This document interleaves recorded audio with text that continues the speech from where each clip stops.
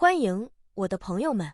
我很高兴你们在我们开始本周的教师培训炉边活动时来到这里。我是罗伯特·布洛克，我们的目的不是分发工作表或活动，这是为了学习如何通过故事、教义和灵来教导福音。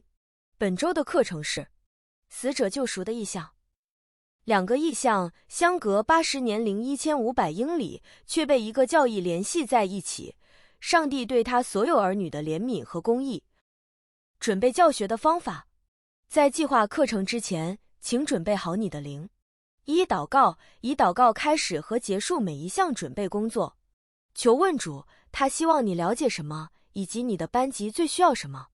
二、研读经文和来跟从我课本，慢慢阅读分配的部分，标记突出的内容。三、使用以救主的方式教导和教会其他课本，找出可信的建议和例子。四、静静的思考，在概述课程之前，让印象稳定下来。灵感来自静止。五、关闭干扰，让你的手机静音，远离噪音，给圣灵说话的空间。六、使用可信来源，请继续使用教会官方资料和经过验证的教会网站。七、记住，目标不是涵盖所有内容，而是邀请圣灵并增强对耶稣基督的信心。当我准备教导时，我会从祈祷开始，不仅仅是寻求帮助，而是求问主，他希望我这周学到什么。我花时间把来跟从我一课读完，然后再读以救主的方式教导和教会其他课本，看看他们有何联系。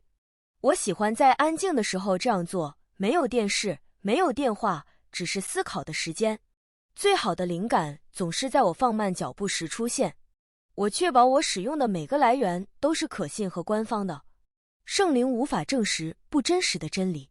一旦我感觉到方向确定了，我就会开始制定我将如何呈现它，总是有相同的目的，带来圣灵并加强对耶稣基督的信心。一旦我们准备好了心灵和思想，我们就准备好探索本周的启示了。现在是1836年3月，加德兰的圣徒花了3年艰难的时间，建造了一座他们几乎负担不起的圣殿。贫困和迫害压在他们四面八方。圣殿最终完工后，约瑟·斯密做了奉献祈祷，祈求主向他的人民显现自己。见于教义和圣约第109:5-12-13篇。几周之内，这个祷告得到了回应。约瑟进入加德兰圣殿，看到主站在讲台的胸前，眼睛像火，声音像奔腾的水流。教义和圣约第110篇第1至3篇。救主宣告：看啊，你们的罪已得到赦免，你在我面前是洁净的。教义和圣约第110:5。这是一个模式的开始，牺牲之后是启示。多年前，约瑟夫为他的兄弟阿尔文哭泣，阿尔文在受洗前就去世了。在新奉献的圣殿里，他得到了安慰。凡接受我福音的人，若获准逗留，必成为高荣国度的后嗣。教约137:7-8。这句话开启了对上帝公平和怜悯的理解。多年前，约瑟夫为他的兄弟阿尔文哭泣，阿尔文在受洗前就去世了。在新奉献的圣殿里，他得到了安慰。凡接受我福音的人，若获准逗留，必成为高荣国度的后嗣。教约137:7-8。这句话开启了对上帝公平和怜悯的理解。历史桥梁，盐湖城，1918年。现在快进80年，世界正处于战争之中，流感大流行席卷全球。约瑟 ·F· 斯密会长埋葬了一位妻子、几个孩子，最近还埋葬了他心爱的儿子海伦·斯密。先知花很长时间阅读圣经和反思，试图了解死亡之后会发生什么。他记录道：我坐在房间里沉思经文，我聪明的眼睛就开了。教义和圣约第138篇第1篇和第11篇。他看到灵的世界，一人欢欣鼓舞，救主在死者中组织他的事工。这是从悲伤中产生的启示，证明沉思会带来光明。神所有的儿女都会听到福音。教义和圣约第138篇第30至37节以及第57至60节。死者救赎的意象，2位先知，2个意象，一个永恒怜悯的信息。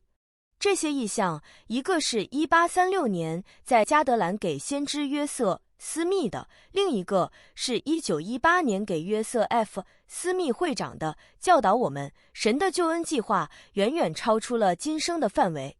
在教授本课时，帮助学习者看到故事和教义、真实的人、真实的问题和真实的启示。我们将要看到的第一个教义是任何經文中揭示的最有希望的真理之一：上帝的所有兒女都會聽到福音。神所有的兒女都會聽到福音。教義和聖約第138篇第30至37節和第57至60節。死在罪中的死者都是由上帝兒子忠心的婦人教導的。教義和聖約第138篇第32至36節。上帝的憐憫超越了萬子，每個靈魂都將有機會聽到並接受耶穌基督的福音。約瑟斯密會長在全球悲傷和個人失落的時刻獲得這項啟示。當他沉思經文時，他看到救主在死者的靈中組織傳道事工，教導福音是給每個人的，沒有人被遺忘。大聲朗讀第30節至第37節，在第34節後停頓問道：這教導我們怎麼知道救主對他門徒的信賴，甚至在死亡之後。然後概述第57節至第60節，表明靈的世界裏的人被教導有關信心、悔改和救恩教義的事。這個異象也顯示出救主自己在他們中間活躍，他的工作並沒有在髑髏地結束，他繼續延伸到萬子之外。救主的事工在萬子之外繼續進行。教義和聖約第138篇第25至27節，我看見神的兒子出去，向忠心的被擄者宣告自由。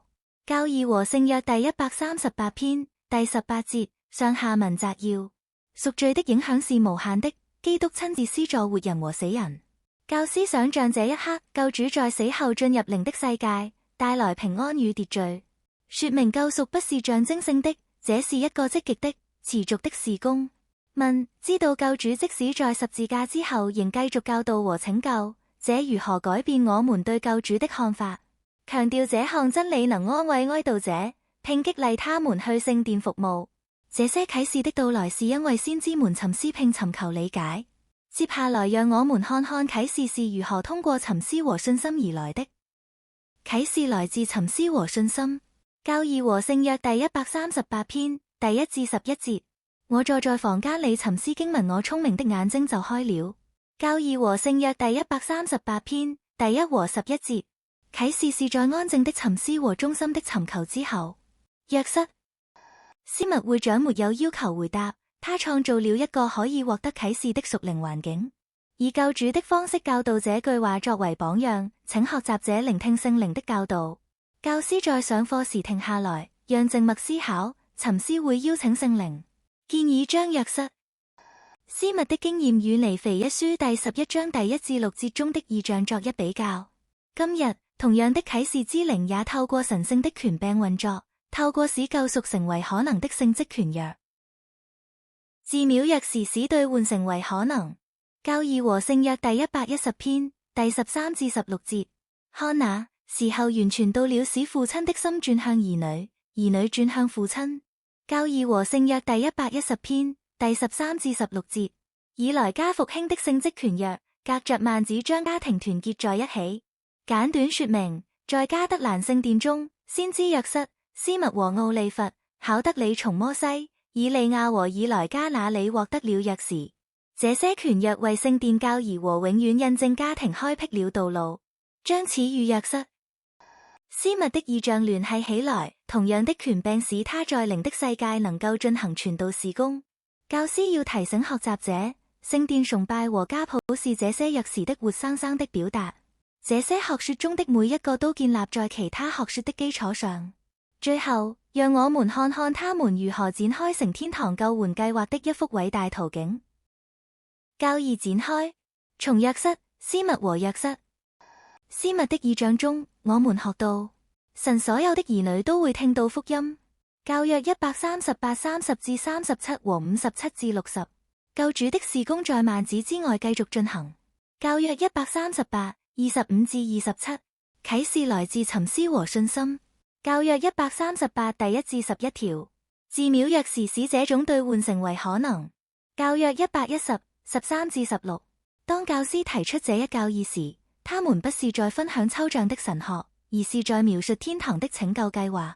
簡短地概述每項教義，並提醒學生啟示的模式如何將它們聯繫在一起。憐憫、事工、啟示、權威，專注於幫助學習者感受到這些真理帶來的希望。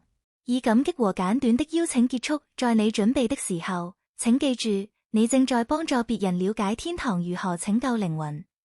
現代先知的見證。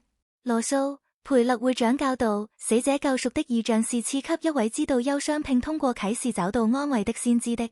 2018年11月，利亞·漢娜·亨利·艾靈會長說，主呼召我們聚集他的家人在幔子的兩邊，聚集神的家。2017年5月，羅素·納爾遜會長宣告，我們向世人傳達的訊息很簡單，歸向基督，在幔子的兩邊接受他的祝福。讓我們都繼續前進。2018年5月，他們的共同見證將我們直接聯繫到這兩個異象。上帝的憐憫是持續的，而不是歷史性的。閉幕和見證。天堂是為了救援而組織的。每一項啟示，每一項教義，每一位被靈感呼召的教師，都是拯救的一部分。在你準備和教導時，要記住，你站在一個神聖的傳統中。這個傳統從加德蘭的約瑟開始，一直到鹽湖城的約瑟。斯密，大膽地教導，用故事，用精神，用同情心，因為當你這樣做時，天使會傾身傾聽。奉耶穌基督的名，阿門。